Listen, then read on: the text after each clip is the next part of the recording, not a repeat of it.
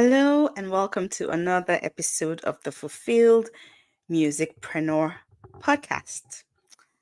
Now, if you happen to come by this in the Facebook group, that is because I've not been able to go live at the usual time. So I'm just going to do this impromptu. But I hope you guys have been well. I hope January has been amazing.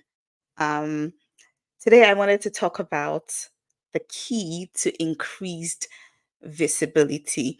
And it's just to inspire you on your journey this year, to inspire you to be thinking about some of these things that you can start to incorporate into your journey as an artist. Because I think it'll be really useful for you to begin to think of ways to be more visible on purpose. Okay.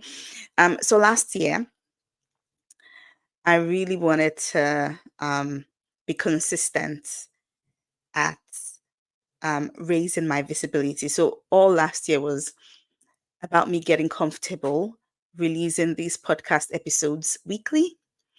And that has definitely been something that has helped my visibility. Okay. So this is what I want to cover today. And I'm just going to be going through a couple of suggestions, a couple of options that you can begin to think through to know what could work for you, what feels right for you. Now, why am I talking about this? This is really important. I think this is the difference between people who release their music and their streams and other people that release their music and then not much happens. Okay. um this is the difference between people who are growing constantly than other people that are, not much is happening. We need to be intentional. Our business is not going to grow by itself. We have to grow our business. Our audience is not going to grow by itself. We have to grow our audience. Okay. So being visible using these strategies intentionally is a way that will help you start to grow this year. Okay. Now, also, some benefits of this is number one, it increases your credibility. Okay. Um, when you are seen in as a more credible artist, not just someone with the streams, but someone who is out and about actually doing stuff, actually being an artist. When you're being seen like that, then it's easier to get collaborations. It's easier to get things done. It's easier for people to want to work with you. I mean, if you have a website or you're really active on social media and you approached a producer and they wanted to say, okay, how serious is this person? Is this worth my time? And then they went to maybe research you or Google you, and there were lots of things that started to come up. They would know that, okay, yeah, this person is serious. I want to work with them. So it helps you, it raises your credibility, it increases, your opportunities for collaborations. I see someone is watching, say hi, let me know who's watching. I'm on StreamYard, so I can't really see who it is. Um, and it's you're able to get more opportunities quite quickly. So let me share a win actually. Last year I was all about speaking. I was like, okay, I want to add speaking to the list of things that I offer. Okay. And I had joined multiple training meetings. I joined an expert speaker academy that I still go to monthly. It's a year's program where we meet monthly and we go up stage, we speak, we practice different parts of our speeches. Um, I went for a 5-day retreat. I went for a 3-day retreat in the US. I did another mastermind around music and speaking. It was all about speaking. And I did this on purpose because I was serious about it. I invested in myself, I invested in the business. And this year, I'm not sure how, but I'm already booked onto two summits. That's a big win for me because it's actually funny. A couple of weeks ago, I was on a coaching call with a group of people, and I was like, I think I'm gonna focus on talking more to women. I think that's who I should write a keynote speech for. And actually, very next week, I was speaking on the summit for artists. So, but my point is, when you do all of these things, you set yourself up for success. And then when the opportunities come, you are ready to take advantage of these opportunities. This is what this talk is about today. What ways can you raise your visibility so people begin to see you in the kind of light that you want them to see you? Okay. Now, how? How do you start to do this? The first thing that I will say is to think about what value you have to offer. Really think about it. Think about your skills. Think about who you are as a person. Think about your values. Think about the experienced life experience. Some people they downplay that. It's huge though. Like if you've seen a lot of life, you are not young, you are wise in years, you can teach someone from your experiences. You know, what value can you bring? What value do you have to offer? Lead with value. Lead with value because you're not going to be able to serve everyone. But if you can find a group of people that you can serve competently and you can make their lives better, and you can do that consistently, that increases your visibility. So people that search for you will see that, oh, you're going on podcasts talking about that topic. You are going live talking about that topic. You've written a book about that topic. What value can you bring? And can you find a way that you can bring that value regularly? Is it to go live weekly and just drop a word, an encouraging word or two? You can even kick it up a notch.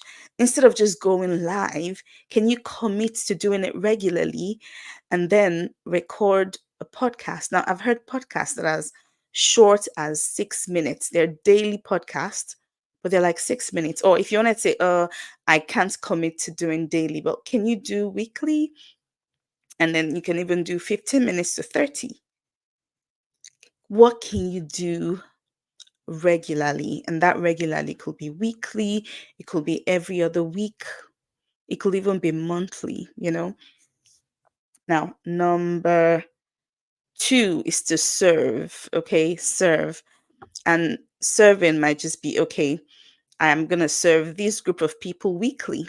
you know One of the things I've looked into recently is, are there nursing homes around me that I could just serve once a month? I could just have a regular time to just go and serve them once a month by just singing songs. You are being more visible, you're practicing, because if you're out and about doing that and you're regularly posting pictures and posting conversations around that, then you're increasing your visibility. And then you can easily pivot to doing the same for people that might actually be able to pay you. Now, nursing homes do pay, they have a budget for entertainment. But even if you just started out doing it for free, you could easily pivot and start getting paid for it. So, my aim is just to challenge you today to begin to think about ways that you can raise your visibility. Remember that number one, it raises your credibility. I cannot tell you how just the fact that I have a podcast has changed and increased my credibility.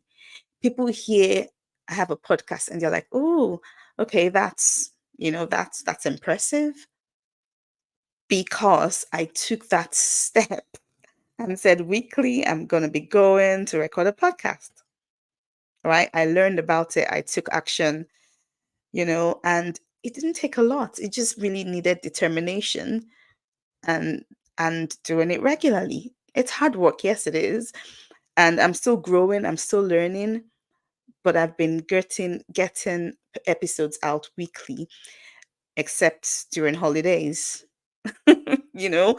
So what can you do? What can you do weekly? What can you do regularly? Now, when should you start to do this? You really should start now because I mean, I keep saying life is, is unpredictable. And the truth of the matter is, we hope and we pray for the best, but the future, is it really promised to everyone? Life happens. This is why the graveyard is the richest place on earth because people went earlier than they thought they would go and took all that had been deposited on the inside of them. They took it because they kept thinking, I have the rest of my life. I have the rest of my life. Do you? Today is certain, but God holds time in his hands. So you need to redeem the time. You don't have as much time as you think you do. Do it today. Do it now. Make that decision now. Choose what you're going to do now. Schedule it in your calendar or on your calendar now. Now is the time to do it. Yeah. You could say, well, what if um, I don't know how to do it? Well, learn. There are people that are doing it around you. Message them and say, hey, I was just wondering, how do you do this? Search on YouTube, search Facebook groups. I can guarantee you that there are free courses on that topic to get you started. And remember, start before you're ready. You start and then you learn on the job. You get better on the job. I cannot tell you the amount of people who are doing it and doing an incredible job now that started before they felt ready. If you're waiting to feel ready, you're never going to start. You're never going to start. So, what can you do this year? Do it now. Um, well, what if people hate it? Well, what if they don't? What if they love it? And it's okay to pivot. You might say, "Ooh, I was doing this and then I decided to pivot to something." Well, that's okay. If you start something and then you decide to change to something else, that's okay. It's like a car in motion that changes direction, but you actually can't change direction until you are on your journey, until you're on your way, and until you're in motion. That's the only way you'll realize, you'll figure out that I did not like this topic. I did not like this experience. So I decided to change. It's the experience that comes with the process that's important. So just start. Just start. Even if you're like, ooh, it's not a crime to decide later on that, ooh, actually, it wasn't right for me. Then you just change. And that's actually how a lot of people grow on their journey. Okay. Now, let me give you an example of this, and I'm hoping that this will help you spark ideas for your own journey as an artist. Okay. So I'm a doctor. And when I was saying what skills, what expertise, what value can you bring? Well, I went to medical school. I have, a medical degree and I work with kids. I'm a pediatrician. So a large part of the community that I serve at work are teenagers. And I also have music, right? I love music. I write. I get inspired by music. And I also use music to process my emotions and my feelings. I know from experience how powerful music has been for me and how I can use it to serve other people as well. So what did I decide to do this year? I decided to merge the two together, and I'm working on a resource called Mental Health Skills for Teenagers. Mental health skills for teenagers. And essentially, I'm going to be interviewing, you know, resilience coaches, mental health coaches, and I'm going to interview them around skills that teenagers can begin to learn and use daily to prevent mental health decline or to navigate difficult seasons in life when they arise.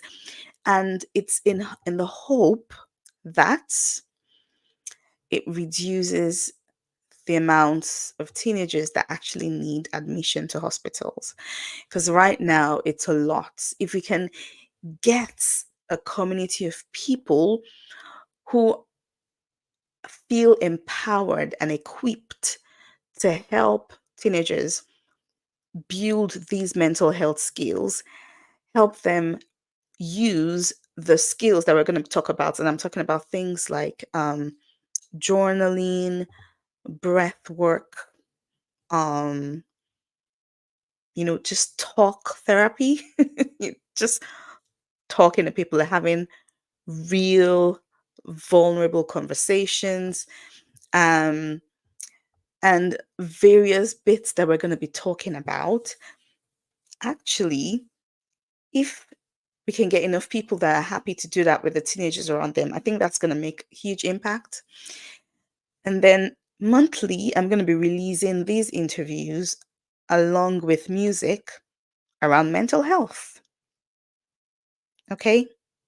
Now, this sort of project can open doors because you are clearly serving a group of people. And what I hear a lot from people is that I wish I had this growing up. I wish I had this growing up. This is so important. This is so needed. I think mental health is currently a huge topic, and it's something great to talk about. Like, I can see myself going into schools and having a conversation with, heads of schools and just saying, how can I serve? How can I serve? This is what I'm doing. You know, this sort of thing can open doors. People have said, oh, how are you getting funding? People have said, oh, I know people that go into schools just because it's obviously meeting a need. So, how can you merge your music and your expertise, your skills, your life experience? How can you merge the two? Okay. Now, I'm going to have a crowdfunding campaign around this, and just all of all of that. Plus, I'm collaborating with people. I'm introducing my music to the audience of the people I've worked with, right? So the people that I've interviewed, I can say, hey, can you send this out to your audience as well? And I could potentially get more listeners that way, right? So from an interview, it actually became a collaboration. It became a real service. It's actually worthy of PR. The amount of people I've spoken to, and I'm like, okay, what I what advice would you give for something like this? And they're like, oh, you need to go talk to the radio stations. You need to go, talk to the newspapers around you. This sort of project is one that should have PR campaign. So I'm hoping that this is beginning to spark ideas for you. Is there a way you can merge your music and another expertise? Is there a way you can use it to serve a part of the community? Is there a way you can create something around it to meet a need? This will help raise your visibility. This will open all sorts of doors for you. So I'm hoping all of these has sparked some ideas. I'm going to be rolling out my crowdfunding campaign real soon. So I hope you come across it on social media? Would you share the campaign if you see a post about it? Would you have a look at it, and would you buy would you buy something on the campaign so we can raise funds to release the music, raise funds to promote this resource so it actually reaches families, it reaches the teenagers that need it? I think every household, even if the kids are small, they can begin to incorporate these healthy habits. I mean, think about it. In school, we do PE because we think it's important, right? So every week, there's an allocated time for physical education, and the kids dress in sportswear and they go out and do something. Well, there's no time for mental health education, and it's needed. I saw recently that a huge population are off work sick due to mental health problems. Now, imagine if we had or they had incorporated mental health skills while they were growing up.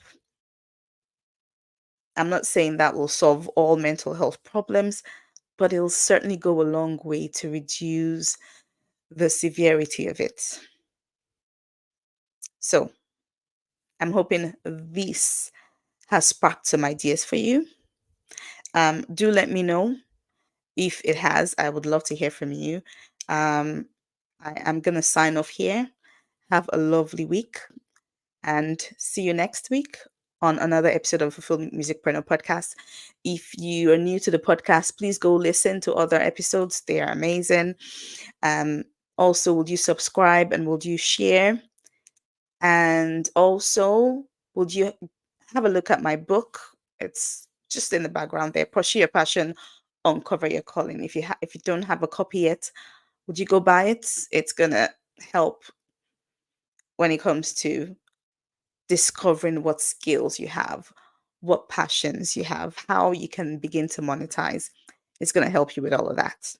So grab a copy of the book, and if you have not yet downloaded my mini course, it's free. It's called Monetize Your Music in 3 days. You need to do that right now because this is the year to start monetizing. Okay. So I will see you next week on another episode of the Fulfilled Musicpreneur podcast. Take care. Bye for now.